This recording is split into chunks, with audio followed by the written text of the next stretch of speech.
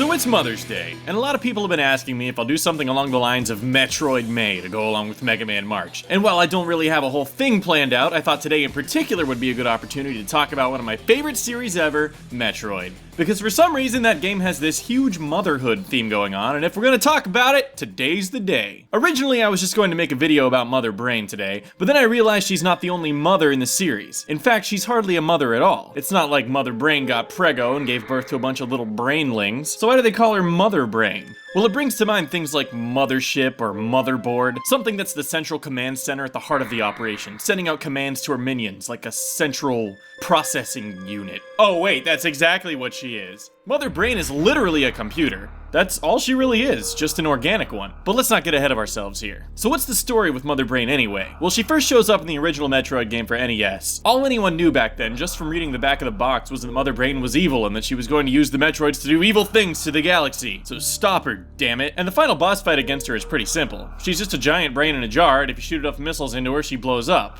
Or disappears, block by block, while the screen flashes, because it's an old-ass game. So, yay, you did it!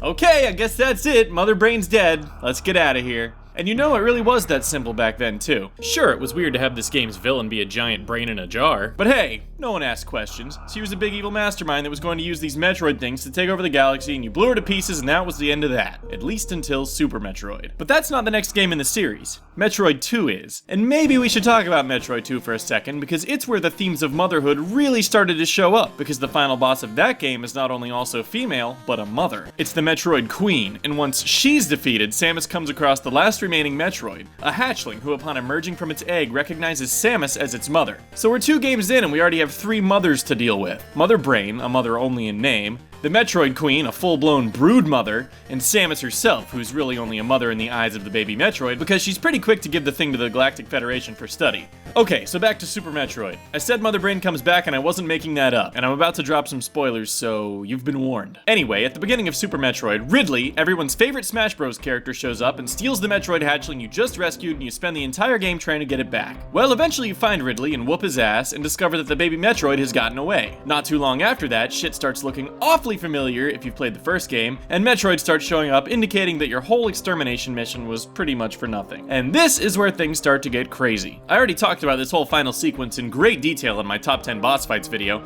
and it's a pretty famous ending, so I'm not gonna go into too much detail here. But, long story short, a big-ass Metroid attacks you, nearly kills you, and then stops because it's actually the hatchling and realizes it's eating its own mother. So this thing's been eating its way through planet Zebes, and it's just hella juiced now. So the hatchling flies off, and you continue your journey through what looks exactly like Mother Brain's old lair, because guess what it is? And there she is, the Brain herself in all her glory. Well, now we have some questions, don't we? Namely, how is she still here when we blew her up 2 games ago? All in due time, my children. All in due time.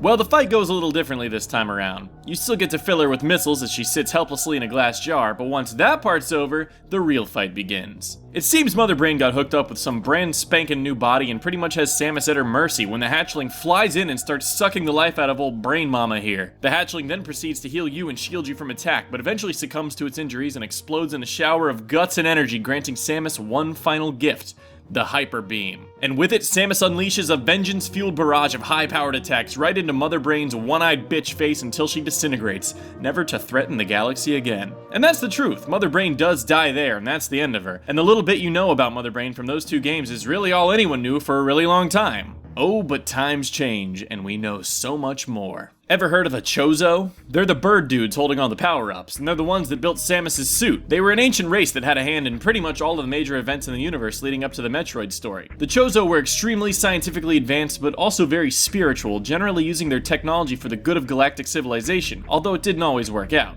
Case in point, the Metroids and Mother Brain, both of which they created. Mother Brain actually used to oversee planet Zebes when it was ruled by the Chozo. She was a benevolent, organic, artificial intelligence created to govern the planet and bring peace to the galaxy. She even helped in the creation of Samus's power suit.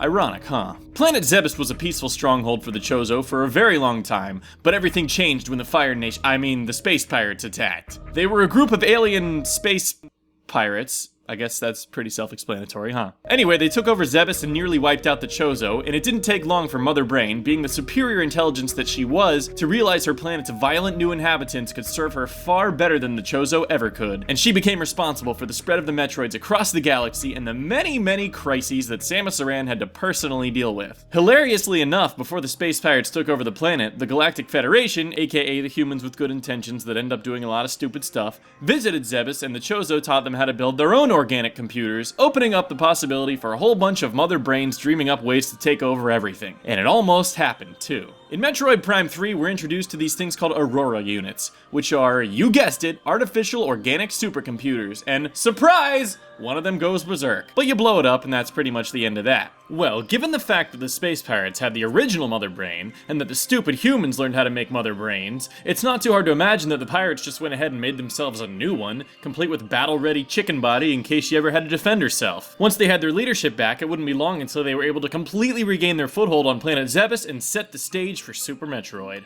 And the story of Metroids and Mothers pretty much ends there. Yep, that's it. Nothing else to say. No, I'm not gonna talk about it. I'm not. We don't talk about Other M, okay? Ugh, fine.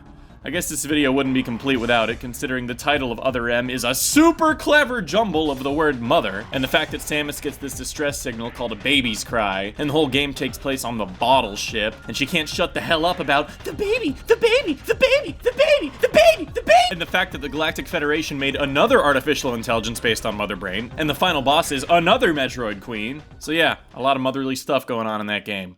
The difference is they did a shit job making anyone care about it. Gameplay was fun, though. So yeah, I guess that about wraps it up.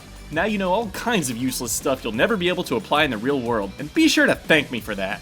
Anyway, I hope you guys enjoyed this video, and as always, please do subscribe, or I will freaking kill you. Thank you.